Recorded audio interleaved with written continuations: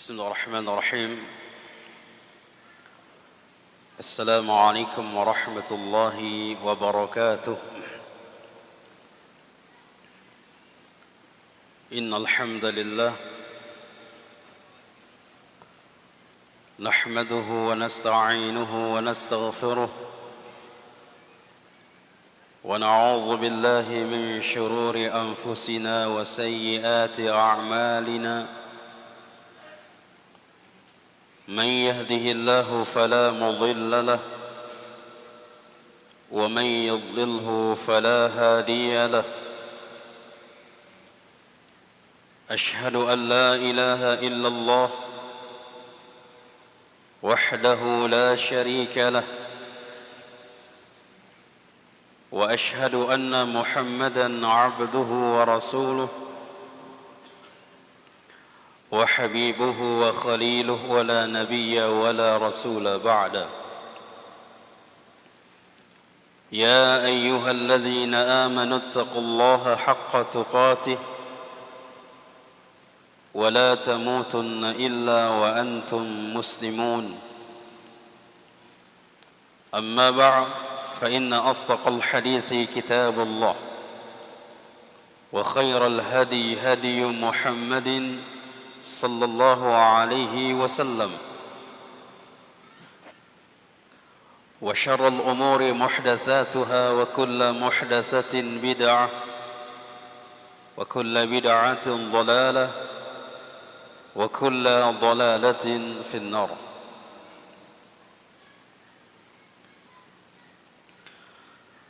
أحبتي في الله rahimani wa rahimakumullah. Kembali kita melanjutkan kajian kita kitab tafsir yang kita masih berada di dalam pembahasan tafsir surah Al-Fatihah.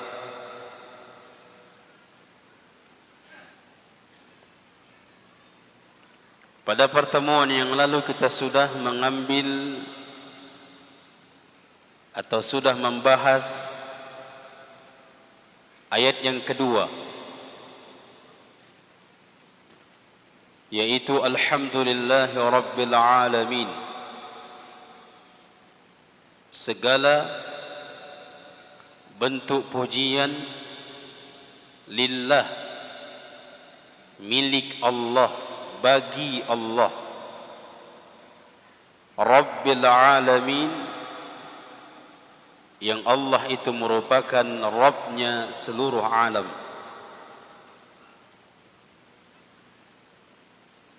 Di mana kita artikan segala puji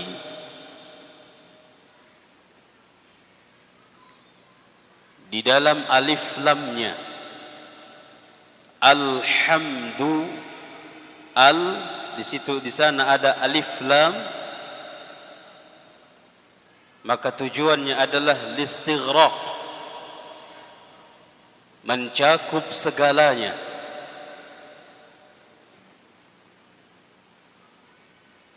Berarti segala bentuk pujian apapun itu hanya kita peruntukkan hanya kepada Allah, yang memang layak dan pantas untuk dipuji, karena tidak memiliki kekurangan apapun. Adapun selain dari Allah yang memiliki kekurangan, maka dari itu tidak pantas untuk dipuji.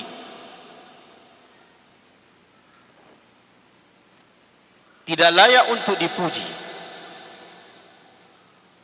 Makanya sering kita sampaikan dahulu para ulama, baik ulama-ulama salaf dahulu sampai ulama sekarang, mereka itu tidak suka dipuji, karena mereka tahu yang layak untuk dipuji itu hanya Allah. Adapun mereka, walaupun secara pandangan kita mereka memiliki keistimewaan, lalu kita memuji mereka, pujian itu mereka kembalikan kepada Allah. Maka hibati fillah, sering-seringlah kita memuji Allah. Dikatakan para ulama tafsir, seperti dikatakan Al-Imam Al-Baghawi, walhamdulillah, walhamdu yakunu bima'na syukur 'ala ni'mah. Kalimat alhamdu itu adalah kalimat tanda syukur, makna bersyukur atas nikmat yang Allah berikan kepadanya.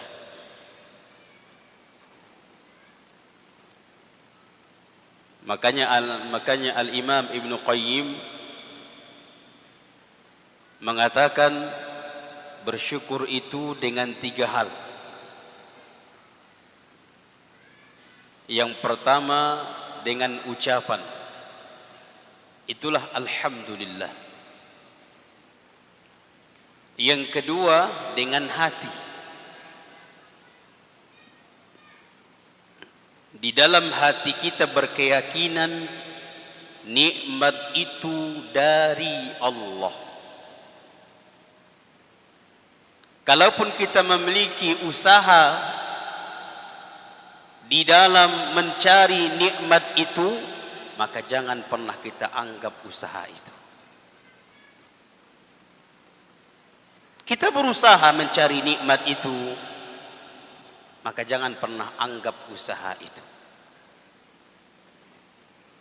Sehingga nisbatkan seluruh nikmat itu murni datang dari Allah. Yakinkan itu di dalam hati, berarti kita bersyukur kepada Allah dengan hati.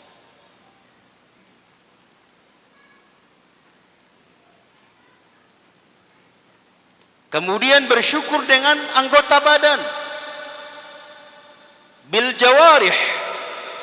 Bagaimana tanda kita bersyukur kepada Allah dengan anggota badan?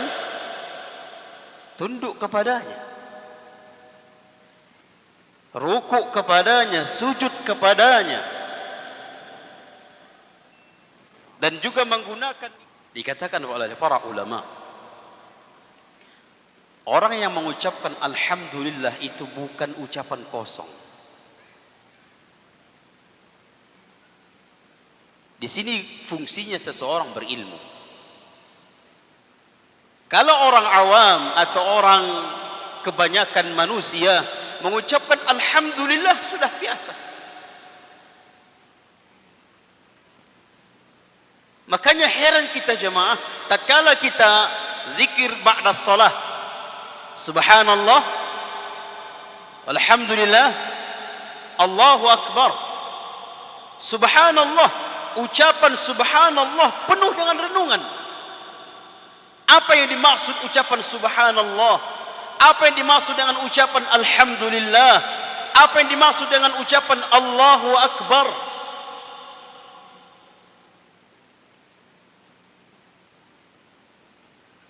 Tidak seperti sebagian orang yang tidak memahami kalimat ini, terlalu cepat di dalam mengucapkannya. Allah.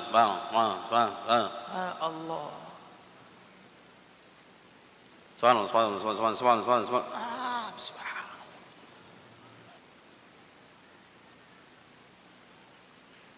Nanti Ustaz kita kalau enggak kita ikuti nanti ketinggalan imam.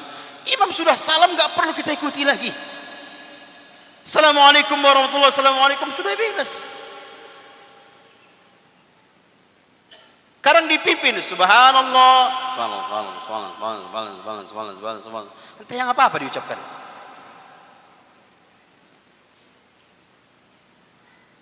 Terang subhanallah, kita masih 1 putaran mereka sudah habis.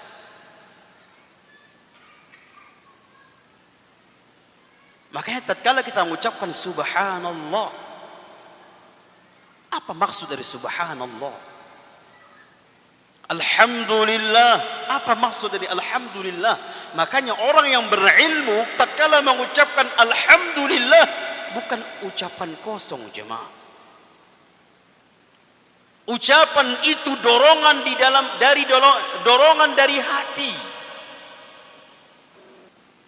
Ucapan ketika seseorang mengucapkan alhamdulillah, itu dorongan dari hati.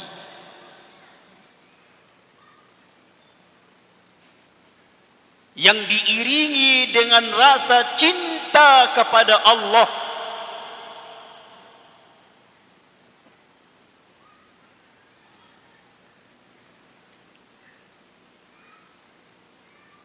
Tatkala dia mengucapkan alhamdulillah, itu karena dorongan di dalam hati yang penuh, hatinya penuh dengan cinta.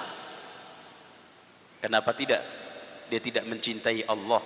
Begitu banyaknya kebaikan yang diberikan Allah kepadanya. Banyak kebaikan yang diberikan Allah kepadanya. Dia renungkan itu. Lalu dia datang cinta itu, kemudian mengatakan alhamdulillah.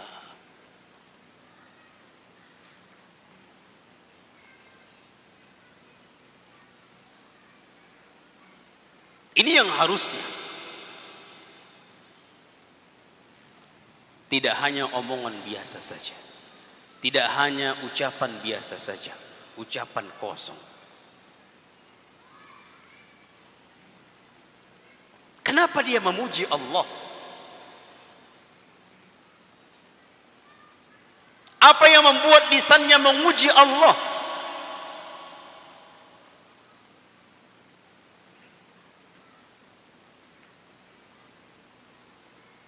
Karena kita cinta kepada Allah. Kenapa kita cinta kepada Allah? Karena betapa banyaknya nikmat yang Allah berikan kepada kita. Betapa banyaknya karunia yang Allah berikan kepada kita. Betapa banyaknya kebaikan-kebaikan yang Allah berikan kepada kita. Kita renungkan itu, lalu kita mencintai Allah, lalu kita mengatakan alhamdulillah.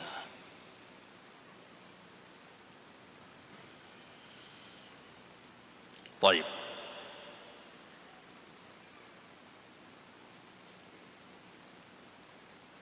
Ini sudah kita jelaskan pada pertemuan yang lalu. Kemudian Allah juga mengatakan Ar-Rahmanir Rahim, yang maha pengasih dan maha penyayang. Dua dari nama-nama Allah. Asma Allah. Berapa nama Allah jemaah? Berapa?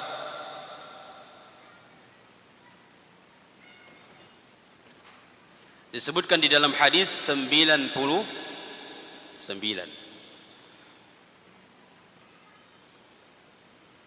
Dan nama Allah itu banyak. Bahkan Allah mengatakan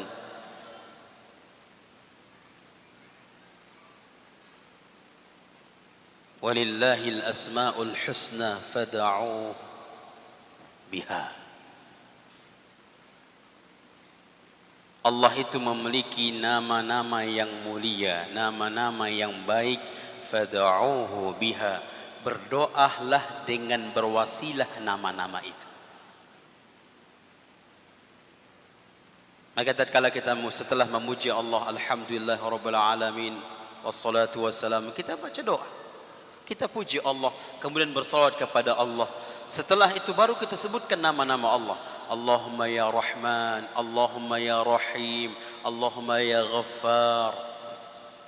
Kita sebutkan nama-nama Allah sebelum inti yang kita pinta. Berwasilah dengan nama-nama itu. Ini adalah dua nama Allah, Ar-Rahman, Ar-Rahim. Nama menghasilkan sifat dan tidak sifat menghasilkan nama.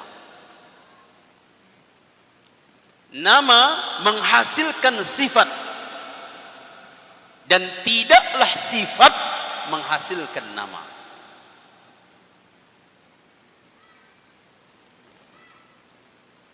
Ar-Rahman, Ar-Rahim, nama.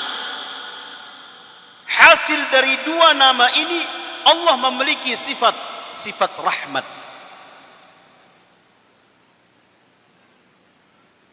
Ini kaidah. Nama menghasilkan sifat dan tidaklah sifat menghasilkan nama.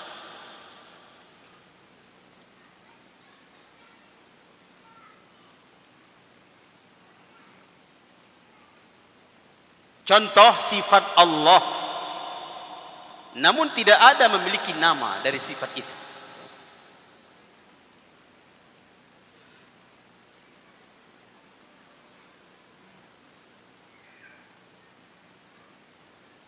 Allah tersenyum. Ini nama atau sifat? Sifat. Allah tersenyum, sifat. Dan tidak ada nama Allah yang maha tersenyum, enggak ada. Namun sifat Allah, Allah itu tersenyum.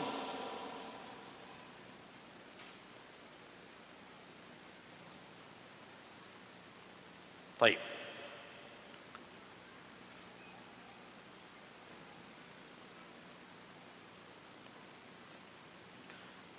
Disebutkan oleh Al-Imam Ibnu Jarir, Ar-Rahman Ar-Rahim, Ar-Rahman li jami'il khalq. Ar-Rahman yang maha sayangnya Allah hanya diberikan oleh Allah kepada orang yang beriman saja. Kalau kasih pengasih Allah diberikan kepada makhluk. Namun berbicara tentang sayang Allah itu hanya khusus orang beriman.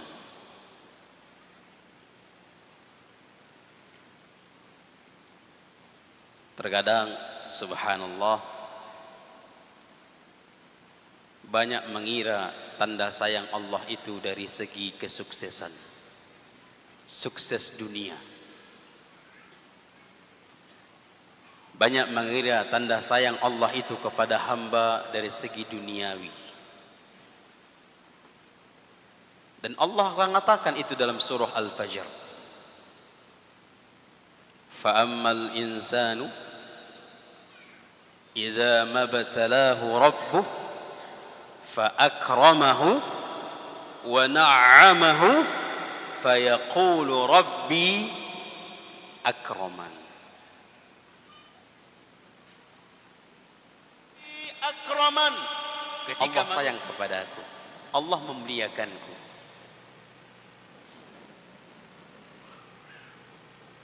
Namun bila sebaliknya, wa amma idza mabtalah faqadara alaihi rizqah fayaqulu rabbi ahanan. Ketika diuji dengan sempit ekonomi, sempit rizki, lalu dia mengatakan Rabbi ahanan, Allah enggak sayang sama saya. Banyak masalah, dia mengatakan Allah tidak sayang sama saya, Allah menghinakan saya. Ada saja ujian yang Allah berikan kepadanya, dia mengatakan Allah tidak sayang kepada saya. Di dalam ayat itu Allah mengatakan kalla, sekali-kali tidak. Bukan tanda sayang Allah, bukan tanda kemuliaan dari Allah dengan dunia yang Allah bentangkan kepadanya, usaha yang Allah sukseskan. Bukan itu tanda sayang Allah. Bukan tanda Allah menghinakan seseorang atau Allah tidak suka, tidak sayang kepada seseorang dengan Allah berikan ujian yang begitu banyak, Allah berikan masalah dengan begitu banyak, Allah sempitkan rezekinya. Bukan itu tandanya. Maka hibati fillah, hendaklah kita pandai-pandai merasakan sayang Allah kepada kita. Baik.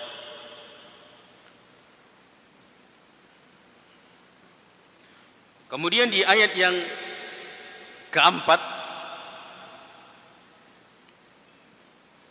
Allah mengatakan maliki yaumiddin. Malik, Kalau mimnya dipanjangkan memiliki arti dua. Maliki, mimnya dipanjangkan memiliki arti dua. Yang pertama penguasa, yang kedua pemilik.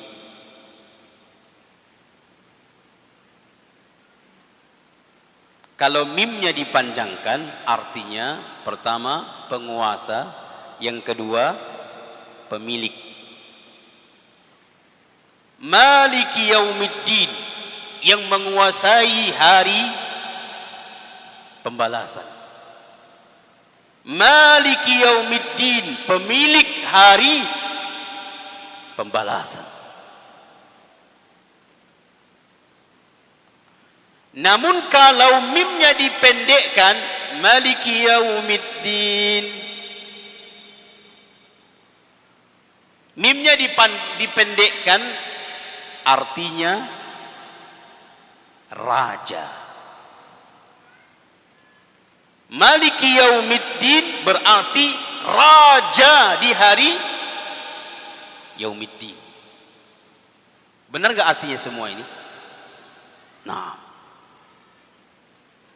benar semuanya. Yaumuddin, hari kiamat, hari pembalasan, hari kiamat. Naam, balasan itu ada di akhirat atau di dunia? Di akhirat.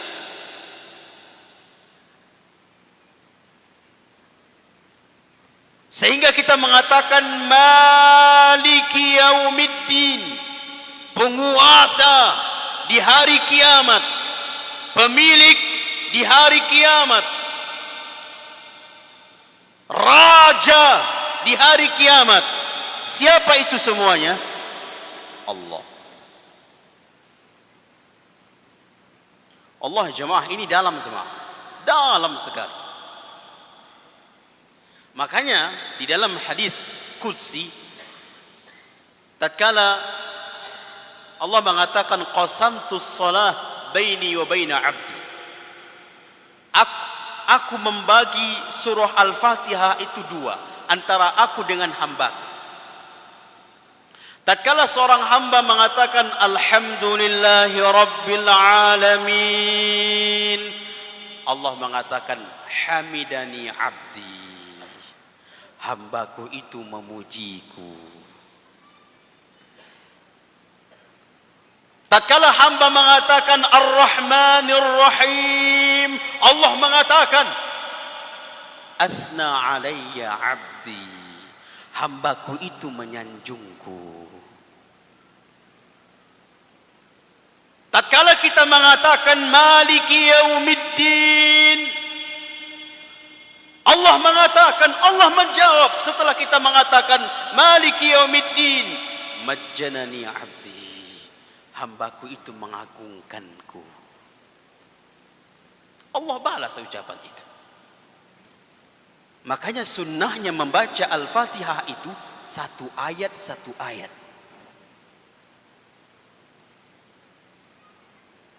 Bolehkah dia disambung? Alhamdulillahi rabbil alamin arrahmanir rahim maliki yaumiddin. Boleh disambung? Boleh. Namun Nabi sering membaca, sunnahnya Nabi satu ayat dia baca. Alhamdulillahi rabbil alamin Ar-Rahmanir Rahim Maliki yaumiddin. Ini sunnahnya. Ustaz, lama kali Ustaz, kami mau copat Ustaz.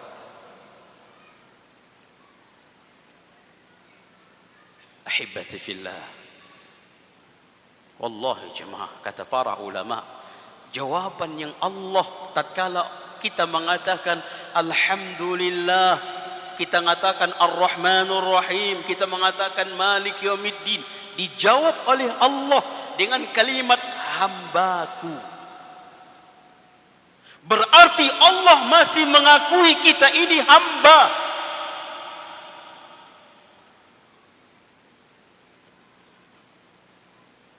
Alangkah bahagianya seorang hamba.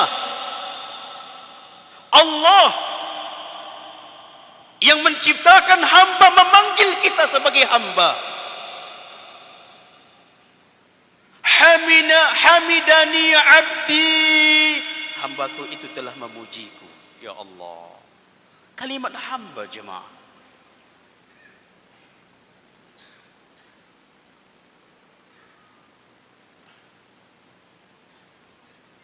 Mulianya seseorang hamba mengaku dirinya hamba. Mulia. Kalau dia mengaku dirinya hamba, maka dia benar-benar mengkerdilkan dirinya, menghinakan dirinya di hadapan Allah, dan itu merupakan kemuliaan. Karena dia hamba, budak.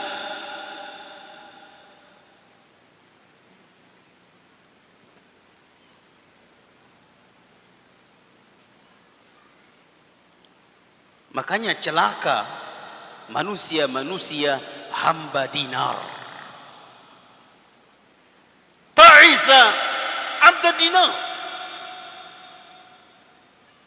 Celaka hamba-hamba dinar.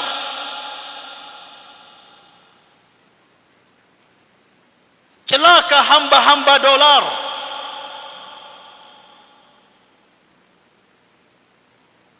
Kenapa? Karena dia menghambakan dirinya kepada dunia, dinar. Dia menganggap hidup ini bahagia karena dinar, karena rupiah. Sehingga kewajiban dia sebagai hamba, dia gak peduli, yang penting duit. Dia menganggap kebahagiaan rumah tangga itu duit. Kebahagiaan hati itu duit, rupiah. Wallahi jemaah, tatkala kita meyakini, mengikrarkan, dan ketika kita menghinakan diri di hadapan Allah, di situ akan kebahagiaan yang luar biasa.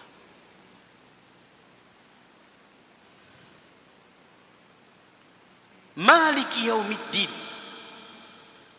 Ketika kita mengatakan Maliki yaumiddin, dijawab oleh Allah, majjanani abdi, hambaku itu telah mengagungkanku. Nah, apa arti Maliki yaumiddin? Sebagaimana kita sampaikan tadi, penguasa. Ini kan bentuk pengagungan. Raja, ini kan bentuk mengagungkan. Pemilik, ini bentuk pengagungan. Di hari kiamat itu tidak satu pun yang menguasai. Penguasa hanya Allah, raja hanya Allah. Sangkingkan Allah yang menguasai di hari kiamat itu, untuk berbicara pun harus izin dari siapa? Izin dari Allah.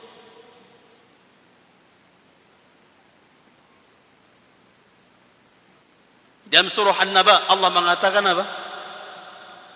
Yauma yaqumur ruh wal malaikatu saffa la yatakallamun illa man azina lahu ar-rahman wa qala shawaba. Tak ada yang bisa berbicara. Berbicara saja tidak kuasa. Kalau tidak izin dari Allah, gak boleh berbicara, gak bisa berbicara.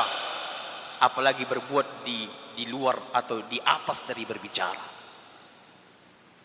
Makanya subhanallah, nanti akan ketahuan manusia-manusia yang mereka mengambil atau meminta syafaat kepada orang-orang yang belum diizinkan oleh Allah. Apalagi terkadang mereka meminta kepada syafaat, subhanallah, ahli syirik. kepada ahli syirik. Mereka minta syafaat kepadanya, mereka minta pertolongan kepadanya. Mereka menganggap mereka akan bisa membantu mereka di hari kiamat. Siapa mereka? Siapa syekh fulan? Siapa wali fulan? Siapa guru fulan? Kita menganggap dia bisa memberikan syafaat kita nanti di hari kiamat. Man huwa? Siapa dia?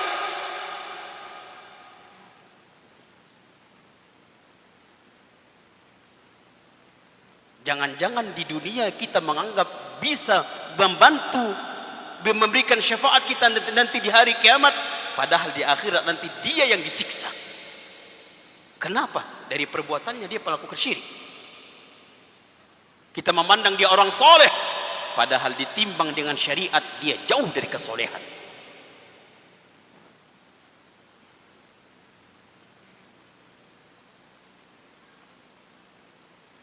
Makanya Allah mengatakan hatta syafaat, jemaah.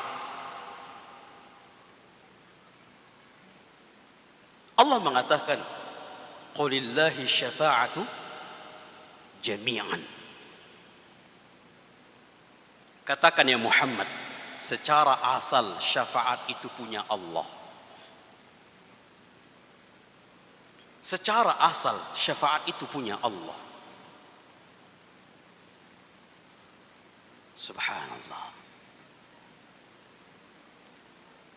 Kecuali yang diizin-izinkan untuk memberikan syafaat. Makanya syarat syafaat itu diperoleh ada dua. Izin dari Allah untuk memberikan syafaat kepada orang-orang.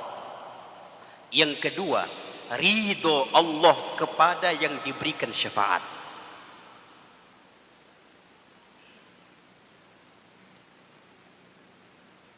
Nabi SAW diizinkan untuk memberikan syafaat atau tidak? Diizinkan. Apakah kita akan mendapatkan syafaat? Syaratnya yang kedua, apakah Allah ridho kita kepada kita atau tidak? Kalau Allah tidak ridho kepada kita, takkan akan mendapatkan syafaat. Anak yang baru lahir atau anak yang belum baligh meninggal dunia bisa memberikan syafaat kepada orang tuanya? Bisa. Dengan syarat orang tuanya ridho Allah. Allah ridho kepada mereka. Kalau orang tuanya melakukan yang dibenci oleh Allah, syirik, dan mati di atas kesyirikan, anaknya tak akan dia dapatkan. Walaupun diizinkan oleh Allah untuk memberikan syafaat kepada anaknya yang belum baligh meninggal dunia, namun orang tuanya melakukan kesyirikan dan mati di atas itu, tetap tidak bisa memberikan syafaat. Kenapa? Karena Allah tidak ridho kepadanya. Makanya kita harusnya fokuskan mencari ridho Allah. Jangan fokuskan si fulan bisa memberikan syafaat, si fulan bisa memberikan syafaat, si fulan bisa memberikan penolong. Jangan fokuskan. Fokuskan mencari ridho Allah. Adapun orang-orang yang diizinkan untuk memberikan syafaat, itu urusan Allah. Itu kuasa Allah. Itu hak Allah.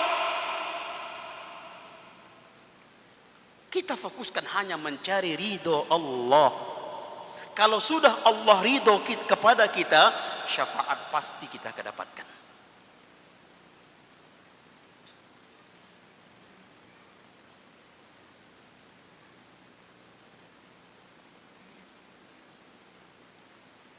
Udah azan jemaah? Banyak orang terlalu fokus kepada subhanallah, syekh fulan, sehingga kita melakukan hal-hal untuk memberikan, untuk kita berharap nanti mereka bisa memberikan syafaat kepada kita di hari kiamat. Siapa mereka? Yang terkadang mereka ucapan-ucapan kufur.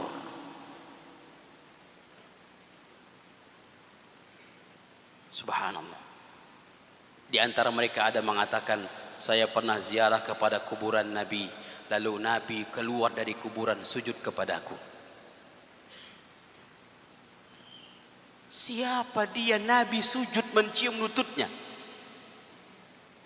Namun di manusia saat ini mengagungkan orang ini, memuliakan orang ini, sampai meninggal dunia kuburannya dibangun besar, minta syafaat darinya, penolong darinya, padahal dia kufur dalam secara ucapan.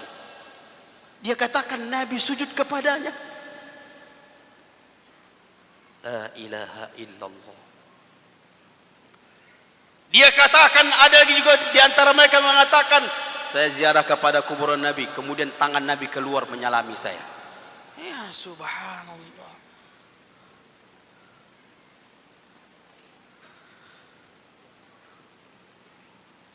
Keluar tangan Nabi.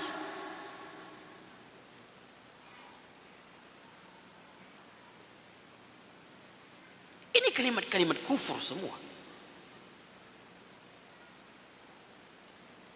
Namun disayangkan manusia meminta syafaat darinya. Disayangkan manusia menganggap bisa menolong mereka nanti.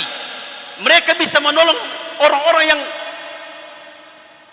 patuh kepadanya, meminta kepadanya. La ilaha illallah. Ingat, Maliki Yaumiddin. Yang menguasai di hari kiamat itu hanya Allah.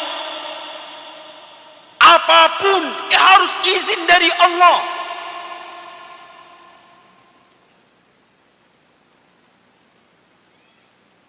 Maka jangan kita fokuskan kepada orang-orang yang diberikan syafaat, diizinkan. Jangan fokuskan mencari ridho Allah. Karena nanti di hari kiamat Allah yang menguasai. Baik. Udah anda dengar kayak kode tadi ya? Udah ya? Kita cukupkan sampai sini, insyaallah. Kita lanjut pada pertemuan akan datang. Insyaallah. Wa atubu ilaik. Akhiru dawana alhamdulillah rabbil alamin. Wassalamualaikum warahmatullahi wabarakatuh.